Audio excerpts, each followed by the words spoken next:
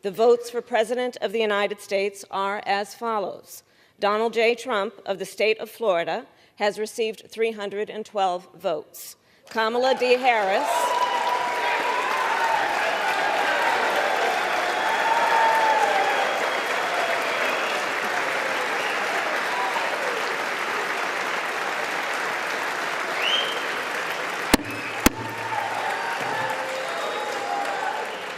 Kamala D. Harris of the state of California has received 226 votes. This announcement of the state of the vote by the President of the Senate shall be deemed a sufficient declaration of the persons elected President and Vice President of the United States, each for a term beginning on the 20th day of January 2025, and shall be entered together with the list of the votes on the journals of the House and the Senate. Thank you very much.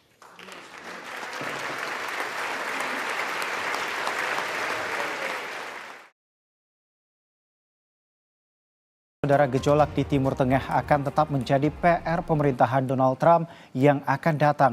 Lalu siapa yang Trump tunjuk sebagai penasihat dalam isu tersebut? Simak liputan VOA berikut ini. Perang Israel-Hamas, penderitaan warga sipil Palestina, gejolak di Lebanon, serta runtuhnya rezim Assad di Suriah. Timur Tengah terus menjadi kawasan yang mendapat perhatian dunia.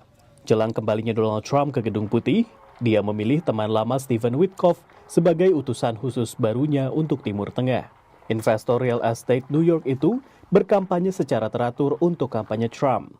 Hubungan dekat tersebut akan membantu Witkoff di Timur Tengah, kata analis.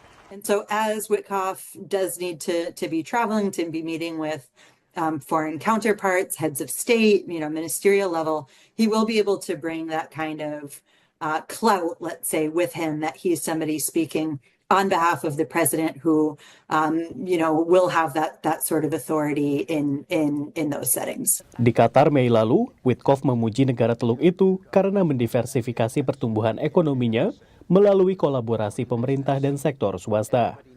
And I sense it in Qatar. I think that they obviously had an economy that was much more geared towards petrochemical and natural gas and things of that sort, and they're expanding. Tourism is up. The hotels here are magnificent. Who wouldn't come back to this region? Para ahli mencatat, Witkoff mungkin harus melakukan divestasi dari beberapa kesepakatan real estate dengan negara-negara teluk untuk mematuhi undang-undang AS terkait konflik kepentingan.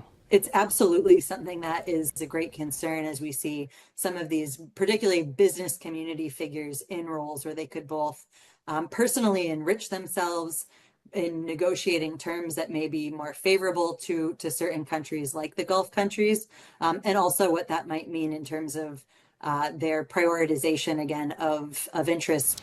Berbagai tantangan besar menanti tim Timur Tengah baru Donald Trump, mulai dari perang antara Israel dengan proksi Iran di Gaza dan Yaman, terus berkembangnya program nuklir Iran, serta upaya untuk menormalisasi hubungan antara Israel dengan Arab Saudi.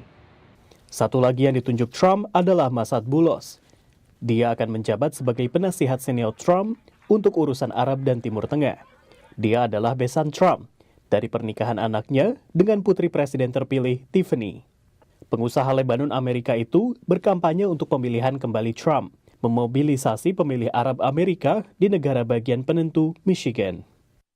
Dia lahir dari keluarga minoritas Kristen di desa Far Aka, Lebanon Utara, di mana ayahnya menjabat sebagai wali kota.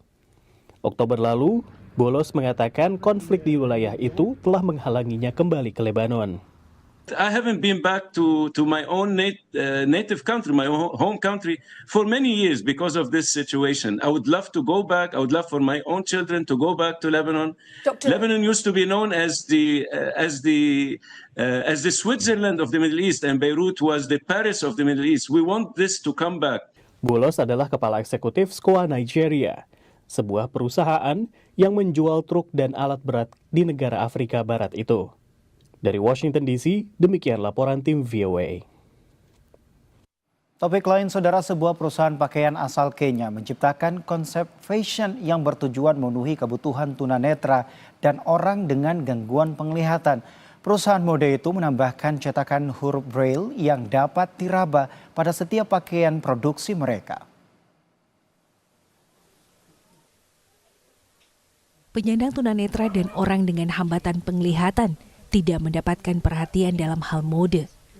Hisi Studio, sebuah perusahaan pakaian di Nairobi, Kenya, ingin mengubah situasi ini. Mereka menciptakan pakaian khusus yang dapat berkomunikasi dengan pelanggan mereka melalui huruf Braille yang dapat diraba. Huruf Braille ditambahkan pada semua pakaian. Menurut Organisasi Kesehatan Dunia, ada 39 juta penyandang tunanetra di seluruh dunia dan 500 juta orang hidup dengan gangguan penglihatan. Di Kenya, ada 224 ribu penyandang tunanetra dan 750 ribu orang dengan gangguan penglihatan. Mereka diabaikan oleh industri mode di Kenya. Hisi Studio ingin mengubah situasi itu, tetapi jalannya masih panjang. Our design process starts from our concept development, where we collect pieces of inspiration from either culture or materials that are around us that influence what we are viewing the world as. From those, we are able to now come up with the prints and the Braille phrases. On the Braille phrases, we add them to either the centers of our clothes, the sleeves and arms, and the lapels. Semua bahan yang digunakan Hisi Studio berasal dari dalam negeri. Pakaian mereka dijual di platform media sosial dan 2 platform e-commerce. Rencana untuk menjalin kemitraan dengan toko-toko di seluruh negeri kini sedang dipertimbangkan. Pastinya, keberlanjutan menjadi inti kreasi perusahaan mode ini. Pakaian produksi Hisi Studio disukai penyandang tunanetra karena mereka tidak membutuhkan orang lain untuk menjelaskan tulisan di pakaian. Seperti kaos yang bertuliskan, "Berenanglah di air, berjuanglah untuk masa depanmu ini." Huruf Braille-nya terdapat pada gambar yang memperlihatkan kontur gunung Kenya. Whenever I feel this kind of tactile, I feel like it's been thought out very well, and also the person who's doing this, they are exposed to the blind universe. They understand what we want to feel. They've done a bit of consumer feedback to understand what material they should use and what they should use, so that I don't feel it for a day, and like a week later it's washed out, or when I wash the clothes it's all messed up. Meski fokus pada huruf Braille, bagi Hisi Studio, pengerjaan dan kualitas pakaian juga penting.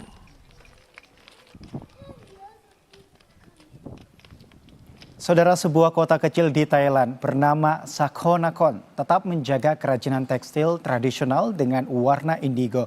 Tradisi pewarnaan tekstil indigo atau nilai ini sudah ada sejak berabad-abad yang lalu dan tetap populer hingga saat ini di tengah penggunaan pewarna kimia yang telah membanjiri pasar.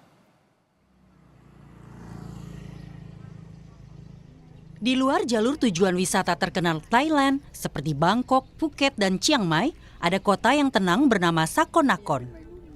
Di kota kecil Sakonnakhon ini, kerajinan kuno asli pewarnaan tekstil alami tetap hidup dalam menghadapi tantangan modern. Warna yang dikenakan di sini adalah indigo atau nila. Tradisi ini sudah ada sejak berabad-abad lalu dan tetap populer hingga saat ini di tengah penggunaan pewarna kimia yang telah membanjiri pasar. Sakonnakhon adalah rumah bagi keluarga yang telah menanam tanaman indigo atau nila dan mewarnai tekstil dengan warna biru selama beberapa generasi. Dari t-shirt tie-dye yang unik hingga kain tenunan tangan yang elegan.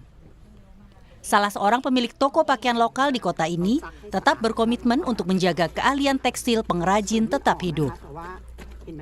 Ia menyelenggarakan lokakarya bagi pelanggan untuk mempelajari pembuatan warna indigo.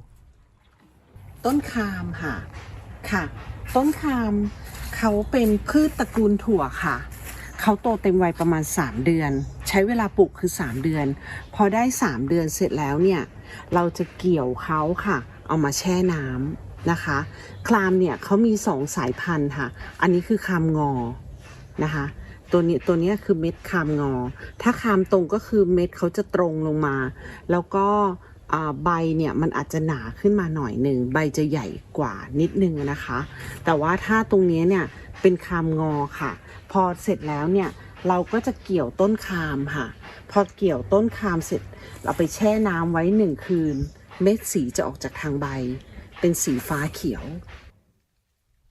Pewarnaan tradisional menggunakan pot tanah liat ini dari cairan nila dan cuaca yang baik. Nantinya menghasilkan hasil dan warna terbaik pada pakaian. Tradisi pewarnaan ini bahkan diturunkan dalam keluarga dan digunakan selama beberapa dekade. ใช่ค่ะหม้อนี้ถ้าเป็นของเราเนี่ยเราเป็นผู้ประกอบการนะคะเราเป็นผู้ประกอบการเราทำมา10 กว่าปีหม้อนี้อยู่กับเราอยู่เป็น 7-8 ปีแต่หม้อนั้นก็10 กว่าปีได้ค่ะแต่ถ้าชาวบ้านนี่30-40 ปีถ้าอยู่กับชาวบ้านเขาทำกันมาตั้งแต่แบบรุ่นสู่รุ่นแล้วตั้งแต่บางคุณยายที่อายุ80ก็ยังย้อมอยู่ก็มี80 ปีแล้ว ใช่ค่ะก็ยังย้อมอยู่ก็มี Wow. Setelah menghasilkan warna biru khas indigo, ia juga membuat motif kain dengan teknik tie-dye, yakni menggunakan karet gelang, kelereng, dan strip kantong plastik. Untuk menciptakan warna biru yang lebih gelap, ia mencelupkan kemeja ke dalam pot nila beberapa kali untuk menyerap warnanya. Selain menjadi sumber pendapatan, pewarnaan tekstil indigo ini juga cara melestarikan seni tradisional. Dan hasil kreasi pakaian dengan motif kekinian tie-dye kini dapat ditemukan di pasar populer di seluruh Thailand.